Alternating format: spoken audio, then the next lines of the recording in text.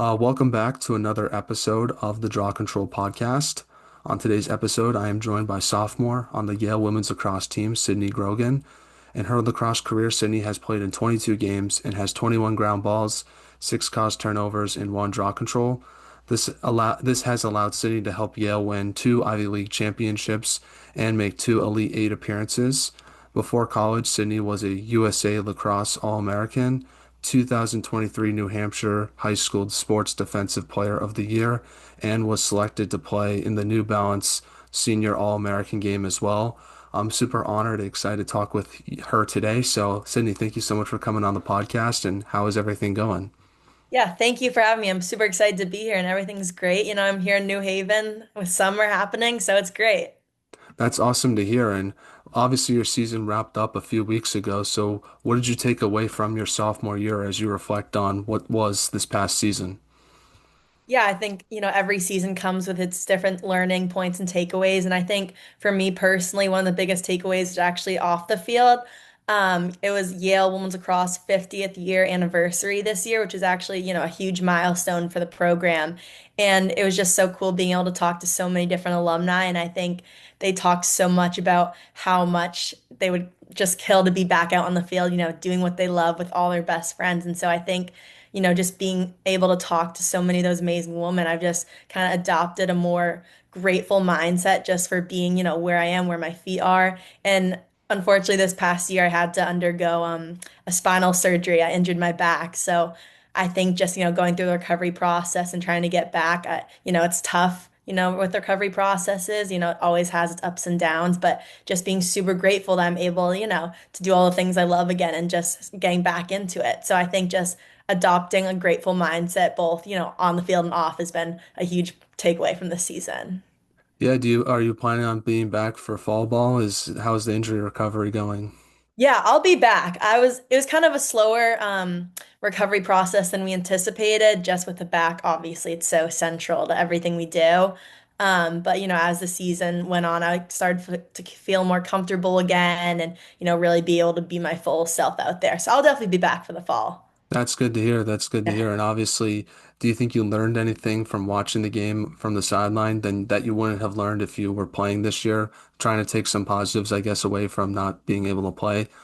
Yeah, totally. So, I think our defensive unit is just a super great group of girls, and I just want to still contribute in the most meaningful way I could this year. Last year I started, which I was super grateful to be able to be on the field, but this year, obviously, I played a different role in the team. And so I kind of started being a defensive coach alongside under our defensive coach, Colleen Smith, who's amazing. And I'd have the iPad in all our games and kind of just would help out my teammates in any way I could, to just stop the next goal from happening. And I think it's just seeing all the plays and seeing all the different offenses that we were being attacked from, just from a different lens and perspective, was just so helpful to me as well as my teammates. Now, do you have any plans this off season? And I guess what are some things you hope to improve on as you start getting back into, I guess, playing lacrosse again? Yeah, so I'm actually in New Haven at Yale right now. I'm living with one of my best friends, Lauren, who's also taking a summer class here. But my main goal is just training to get stronger, faster in this off season, come back as strong as possible in the fall. And I think in specifics for lacrosse, I think just having faster feet, footwork, such an integral part of defense. So your feet can never be fast enough in defense. So just working on that foot speed. Now, you're obviously going to be an upperclassman next year as well. Have you thought about the type of leadership you want to bring towards the team, especially as a defender? Seems like you got some good practice with that, being sort of a player coach this past season. Yeah, I think, our seniors were so amazing this year, and I've learned so much from them. And, we have a pretty big group leaving, unfortunately, and we'll definitely miss them both on and off the field. But I think, all our upperclassmen need to step up in whatever realm they choose. But I think for me, I've always kind of been more of a lead by example type of leader. I think, you can't just talk the talk, you got to walk the walk too. And I think just leading by example is the best way to show, what's supposed to be done. And so I think that's always been my natural leading style. Even as a kid, I feel like I kind of did that a lot. But also, my practice this year on the sideline, helping my teammates out, that's definitely improved my vocal leadership skills as well. Well, I want to transition and talk about the beginning of your career and sort of work all the way up to where you are now. So, You're from New Bedford or Bedford, New Hampshire. So talk about growing up there and how did you start playing lacrosse?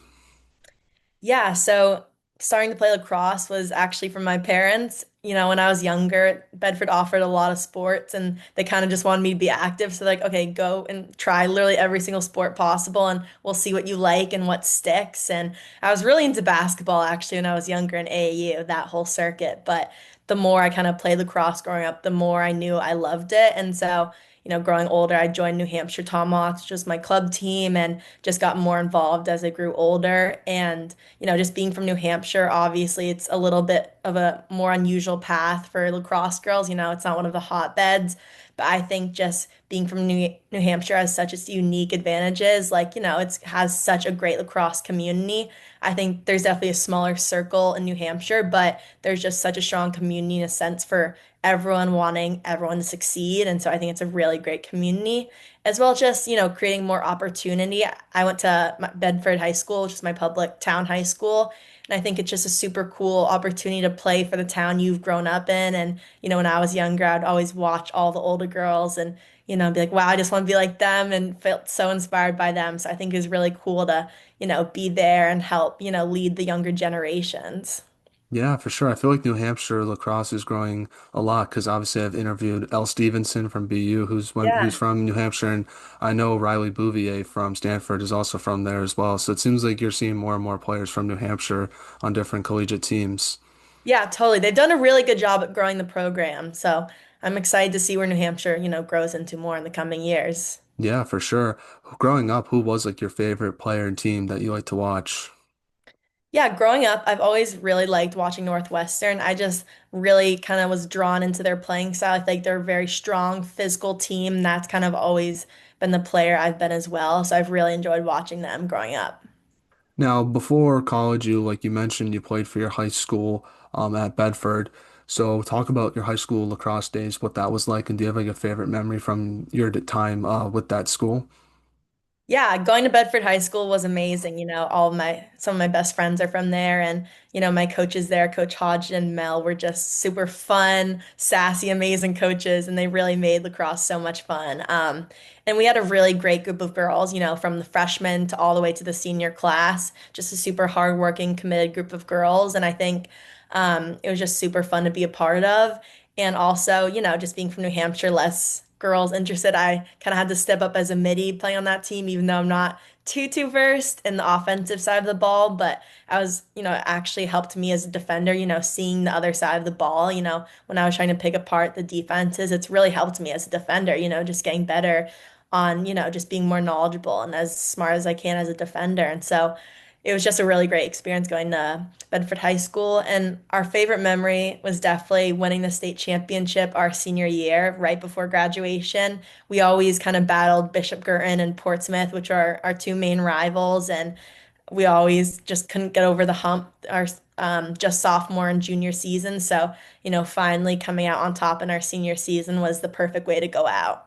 Yeah, for sure. And obviously, you played for the New Hampshire Tomahawks as well for club lacrosse. So, how did your club experience sort of help prepare you for college with Yale? Yeah, I mean, the New Hampshire Tomahawks lacrosse program was a great program, great people, great coaches, and I'm just super grateful for all they've done for me. They've helped me out in so many different ways. I think the two primary ways they've helped me is just exposing me to higher levels of lacrosse. I think it was really cool that we always got to practice next to all the older girls and Tomahawks and just seeing like that like higher level competition every day. It kind of makes you want to be better, be able to compete with all those girls. And so I think that was definitely a motivator. And also just being able to attend all these higher level tournaments as well around the country and seeing, the other girls in other states and the level and the speed they're playing at. So just, kind of inspiring me to always work harder, be able to compete with those other girls, outside of the smaller circle in New Hampshire. And I think also two things that I really took away from Tom Locks was it's kind of our motto, heart and hustle, so like H squared.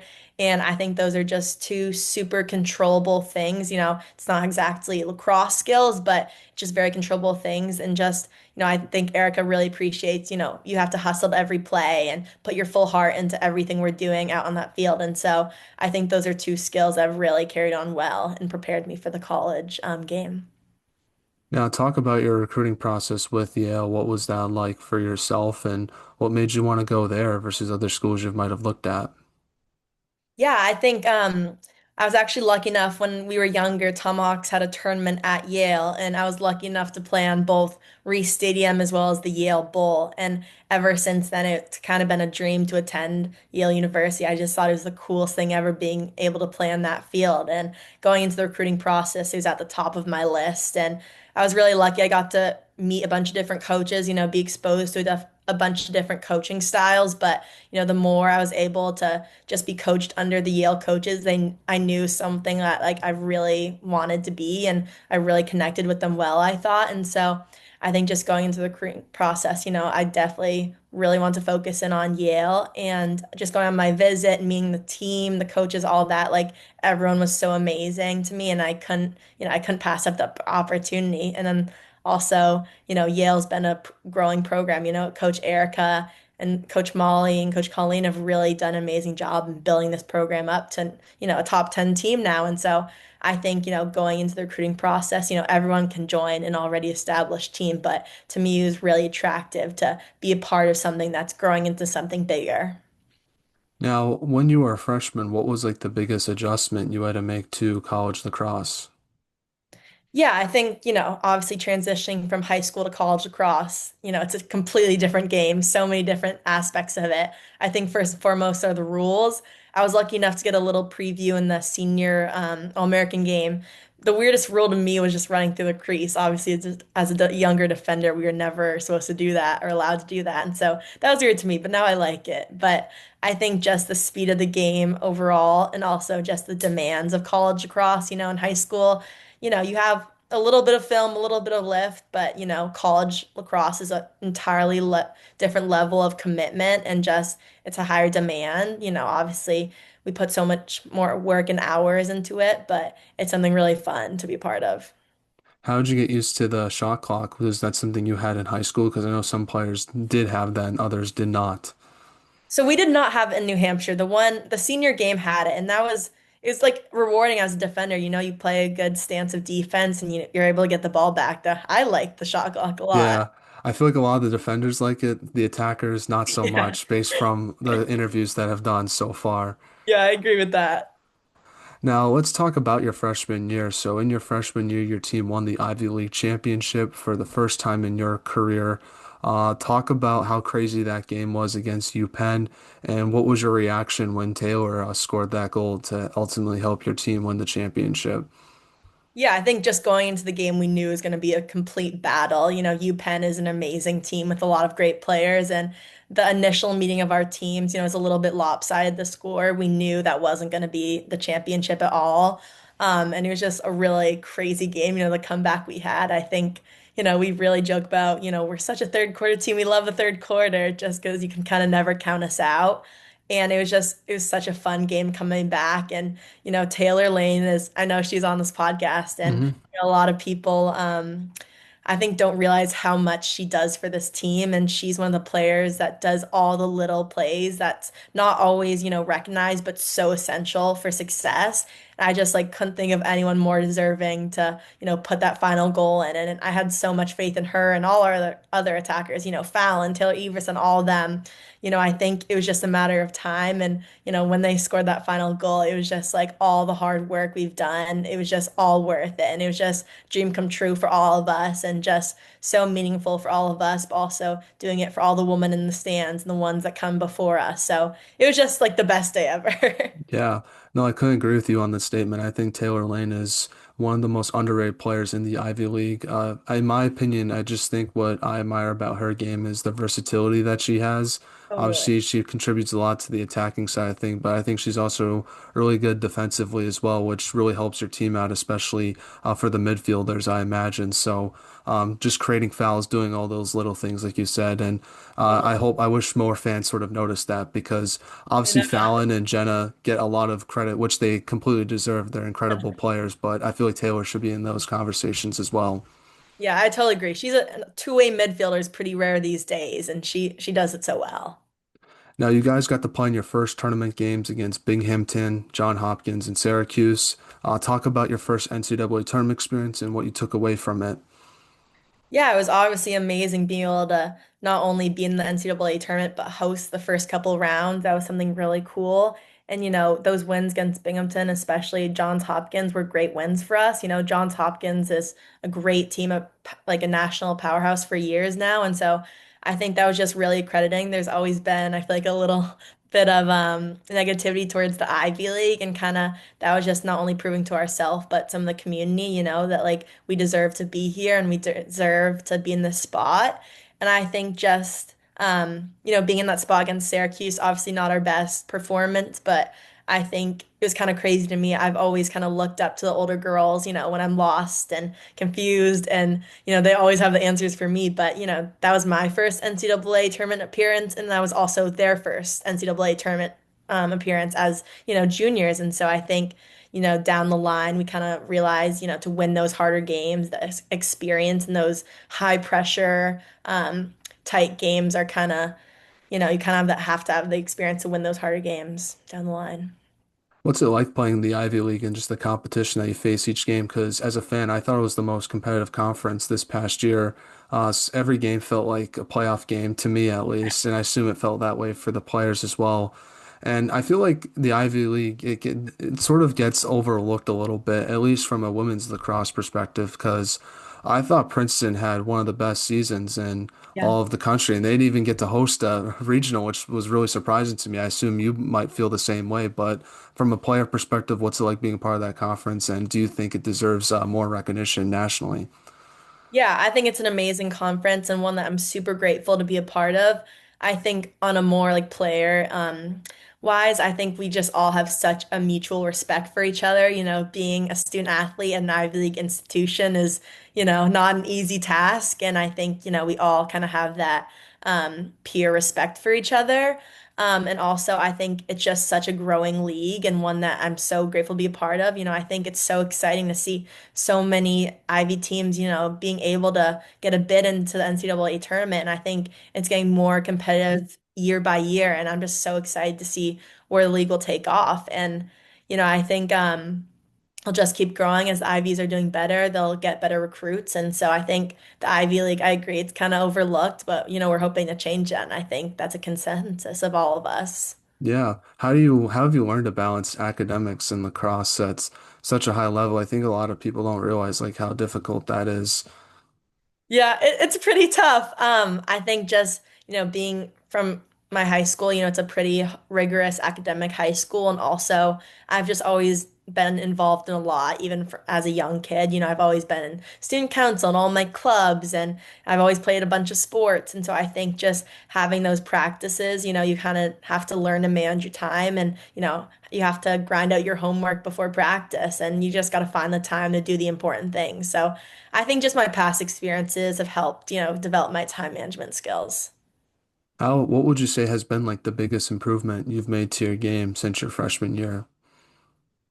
I think, just as an IQ point, I think before in high school, I didn't really watch film as deeply on myself. I didn't really pick apart, my film and my performance there. But I think film is such an amazing tool, and, one that's obviously so heavily used in the college game. And just being able, we film all our practices, being able to go back to every drill, every scrimmage, and just see where, I could have slid faster on or could have stepped up, like where those moments are, have just been so helpful to me. So I think just really using all the resources available to us as student athletes here, that's been a huge improvement to my game, just helping me see those mistakes and, fix them. Now, this past season, your team had a really tough stretch in the middle of the season where you guys lost 3 games in a row. But then your team closed out the regular season winning 4 straight games after that losing streak, and one of those was upsetting Princeton to win another Ivy League championship. I was just curious, what did your team learn during that 3 game losing streak that ultimately helped your team in upsetting a really good Princeton team to win another Ivy League title? Yeah, I mean, obviously, you never want to have a losing streak stretch during the season. However, I do really believe, you learn the most from the losses. It's easy to kind of overlook the wins when everything's going well, but obviously it was kind of a hard time in our season, losing three in a row. But I think we all took it really personally and really looked to ourselves, and we're like, we need to make a change in order to stop this from happening. And so I think it was a really crucial turning point for our success later on in the season, like you mentioned. I think we had a similar point. Last year we lost in an overtime game to Denver, and I really credited our Ivy League championship to that game, just being prepared in those, more pressured moments, where it's overtime and, it's just so crucial to score the first goal. And I think that um, I think we just really wanted to be as intentional as possible in every single practice and just really come in and compete every single day and just realize, we need to be better in order to keep moving forward. Now, in the tournament this year, you guys beat U Albany, which was one of the hottest teams in the country, got revenge against Syracuse, the team you lost to last year, but then ultimately lost to Boston College on the road in the Elite Eight. I will say, though, you guys put up a really good fight. There was points in that game where I thought your team might have won that or was going in a good position to win that game. But I'm just curious from a team perspective, talk about that loss to Boston College. And what do you think your team needs to do next season in order to sort of get over the hump and make a Final Four for the first time in program history? Yeah, I mean, it was a really tough loss to Boston College. Obviously, they're such an amazing team. I think one big thing we kind of learned from that is just, we need to have confidence and belief in ourselves. Like, obviously, the mental aspect is such a big part of the game. And Boston College is such an amazing team, and they've been a national powerhouse for years now. I think, in the first half, we proved, we can play with these guys and compete with them. And I think just getting over, really just believing in ourselves is like such a crucial part of it. And also, I think just, going in the off season and practice, going in everything at 100% and just being so competitive in everything we do, I think is so crucial for every player to do on our team in order for the team's success. I think once we get to a point where the hardest competitors we're facing is each other in practice is when we'll be able to get over that hump and hopefully advance to championship weekend soon. All right, well, let's transition to a segment I like to call the non-lacrosse segment, where I ask you non-lacrosse questions to get to know you more off the field. I'll answer some of these as well to make it a fun conversation. Now, Sydney, I gotta ask, is that a stuffed animal bulldog behind you? It is. It's a little mascot from the bookstore. Yeah. Nice. I like it a lot. I noticed that in the background, so I thought I would ask. Do they have like a real life bulldog mascot like Yukon does? Yeah, so he's called Handsome Dan. So that's the famous mascot. That's the bulldog you'll see sometimes on the field during our games. And Handsome Dan's pretty cool. He comes to a lot. Have you had the chance to pet and meet him at all? Yeah, he's come to a lot of our playoff games. And so we're just like, we love him. We pet him all the time, take pictures with him. We really enjoy having a live mascot here. Nice, nice. I assume you're more of a dog than cat person. Oh, definitely. I have a dog at home, Lucky. He's a Kayshawn. He's a little fluff ball. I'm definitely a dog person. Nice, nice. What's like your favorite activity to do with your dog? Probably just go on walks. We recently moved to Maine actually, so we're near the coast, and so it's been really fun for my dog to explore the beach on our walks. He's definitely afraid of the ocean, but it's been fun to explore different parts with him. So I definitely love walking with him. Nice, nice. That sounds like a lot of fun. Yeah. Eventually you'll get used to the ocean, I feel like, but who Yeah. knows? Take some time. Now, obviously, summertime concerts are big. So, what was the best concert you've ever been to? Ooh, I would say the best concert I've been to was last year. My class and I actually went to London to do London School of Economics, and we were there over July 4th, and Morgan Wallen was performing in London in July 4th, so it was such a fun concert. It was definitely the best concert I've been to. That's good. At least we had some sort of American Right? It theme was on the 4th of perfect. July in London. You need that because I feel like that's probably the weirdest place to be on the 4th of July. Exactly. It was awesome. It was perfect. Awesome, awesome. I don't know if I've experienced something quite like that in a different country, but I always say Blink-182 had a lot of fun seeing them live before. They put on a good show. Okay, nice. Now, in your bio, it says that you enjoy baking. So, what is your favorite thing to bake? I honestly just bake everything, and I feel like bake is a general term. I just really like making sweet treats. I'm a big sweet tooth, and just like I make a lot of like protein recipes, and so not exactly baking, but I really like making like these protein Reese's cups. That's a favorite. And literally just like any inspiration I find on TikTok, I'll have like protein muffins, like I just love making like healthy, protein-filled sweet treats. Well, let's move on to the next question. Obviously, movies are a big part of summer. So if there was a movie about your life, who would you want to play yourself? I would love to have someone like Scarlett Johansson. I think, her role with all the superhero movies has been so cool. It'd be like such an empowered woman to play me. So that would be really cool. Or like Melissa McCarthy, because I'd love to have people think that I'm as funny as her. So those are two characters I would definitely love to have. Now, if you could have lunch with anyone in the world, who would you pick? I'd probably pick Tom Brady. Being from New England, we're a diehard Patriots fan, our family, big football family, and I think his story is just so inspirational and just I love just hearing him speak and he's obviously achieved so much, and so I think he'd be a cool person to have lunch with.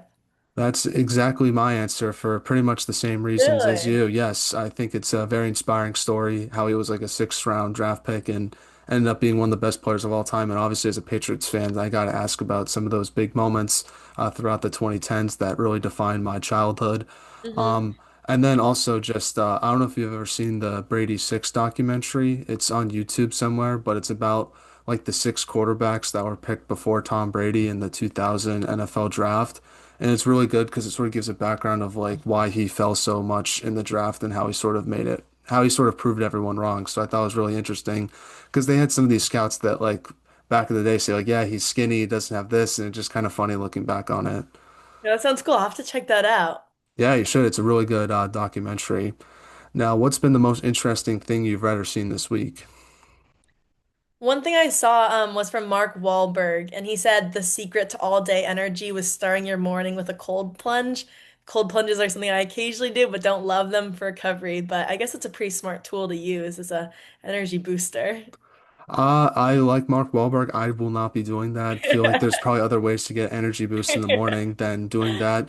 My thing is probably just getting like a good night's sleep. I feel like that probably helps out a lot, which I feel like Yeah. not enough people get. So, I would say the most interesting thing I've seen or heard this week was one, seeing Rafael Devers get traded. I couldn't believe it when I saw it on my social media feed, but it did happen. And then I learned that only one player has hit an inside the park grand slam walk-off win, and that was Roberto Clemente from the Pittsburgh Pirates. I just thought that was like an interesting fact that someone told me. So that was probably my most interesting thing I've learned. Very interesting. Now, obviously, you have great style, Sydney, but besides yourself, who has the best style on the Yale women's lacrosse team? We have a lot of good style. I'd probably have to say Alex Hopkins. She has a really cool, unique style that I'd love to follow her style.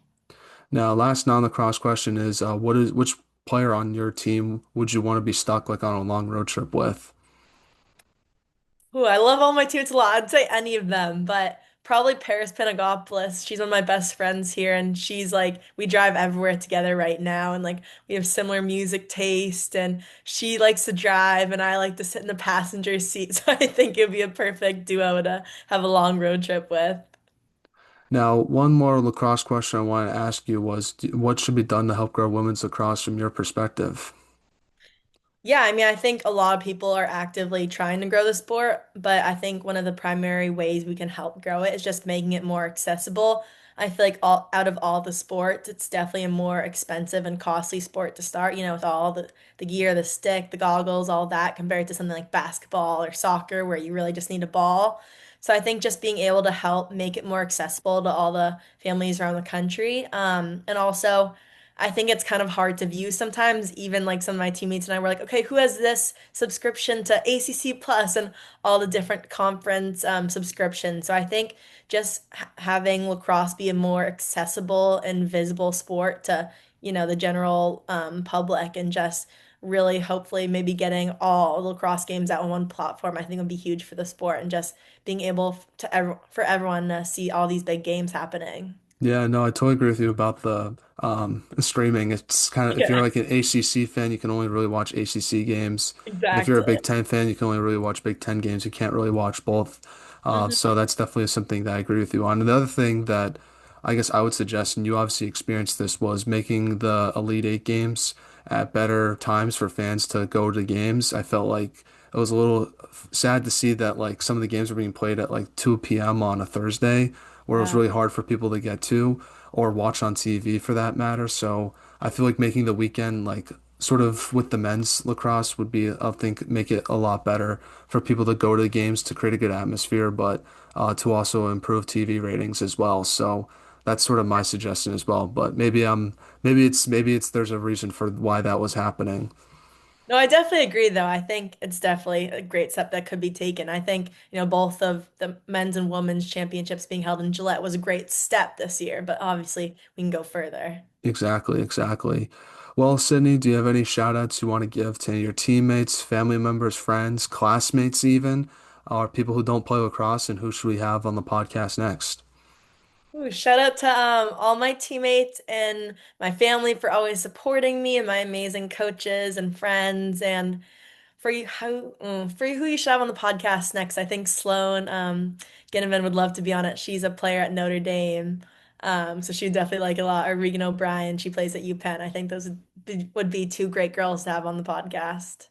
We'll definitely have to reach out and see what they have to say. But thank you so much for coming on the podcast, Sydney. I really enjoyed talking with you today, and obviously wishing you all the best for your recovery and for the upcoming season as well. So best of luck and enjoy your time off this summer. Yeah, and thank you so much for having me on today.